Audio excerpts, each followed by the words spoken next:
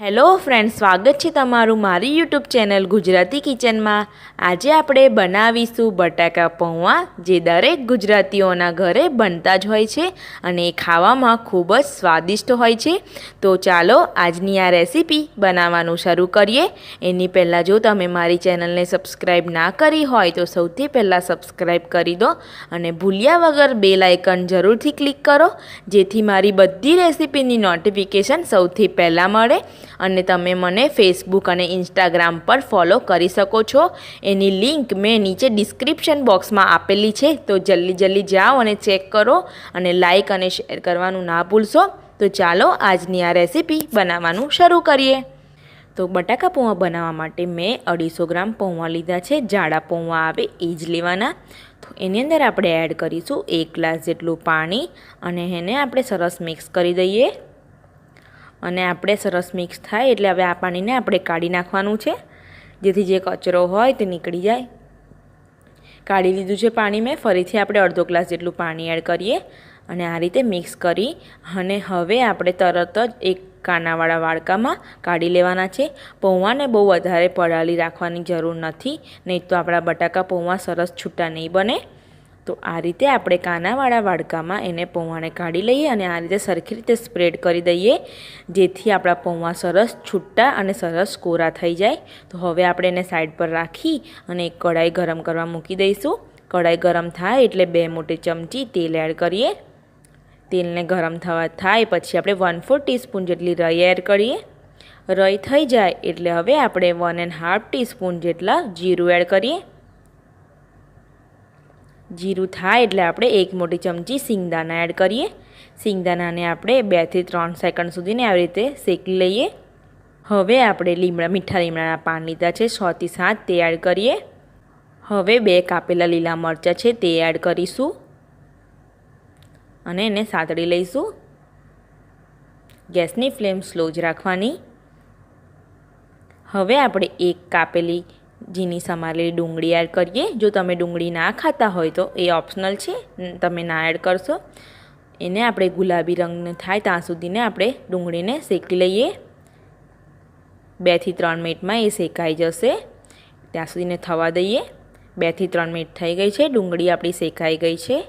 તો હવે આપણે એની અંદર એક બટાકું મીડિયમ સાઇઝનું કાપેલું એડ કરીએ।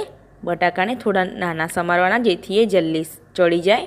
તો આ રીતે આપણે એડ કરીએ। જો બટાકામાં પાણી હોય તો તમે એને કાઢીને આ રીતે એડ કરો। તમે આની જગ્યાએ બાફેલા બટાકા પણ નાના સમારીને એડ કરી શકો છો। તો હવે આપણે એના બટાકાના માપનું મીઠું એડ કરીએ। અડધી ચમચીથી પણ ઓછું એડ લીધું છે અને બરાબર મિક્સ કરીએ। મીઠું એડ કરવાથી બટાકા જલ્દી ચડી જાય છે। બરાબર મિક્સ કરી લઈએ આપણે। હવે આપણે એને ઢાંકી દઈએ।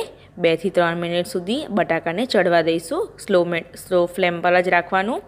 2 થી 3 મિનિટ થઈ ગઈ છે એટલે આપણે ચેક કરીએ, બટાકા સરસ ચડી ગયા છે। તો એકવાર મિક્સ કર્યા પછી આપણે એની અંદર 1.5 ટીસ્પૂન જેટલી હળદર એડ કરી દઈએ અને એને બરાબર મિક્સ કરી લઈએ। મિક્સ થઈ જાય એટલે આપણે જે પૌવા કોરા કર્યા હતા તમે જોઈ શકો છો, એકદમ સરસ કોરા થઈ ગયા છે। તો એડ કરી દઈએ અંદર જ।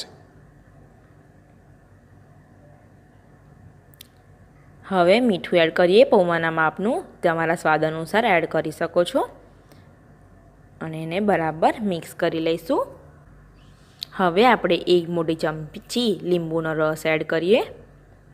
એની સાથે જ 1 મોટી ચમચી ખાંડ એડ કરીશું। જો તમે વધારે ગળ્યા પસંદ કરતા હોય તો ખાંડ તમે તમારા માપ અનુસાર વધારે ઓછી કરી શકો છો અને તમને ના ગમતી હોય તો એ ઓપ્શનલ છે, તમે ના પણ એડ કરી શકો છો।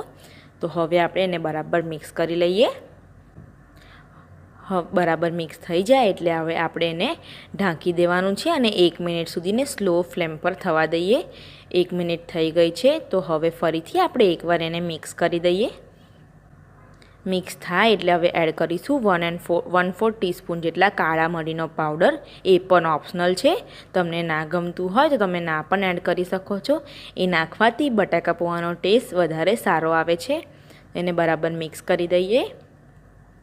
મિક્સ થાય એટલે આપણે ફ્રેશ કાપેલા ધાણા એડ કરી દઈએ 1 મોટી ચમચી જેટલા અને એને ફરીથી એકવાર મિક્સ કરી દઈએ।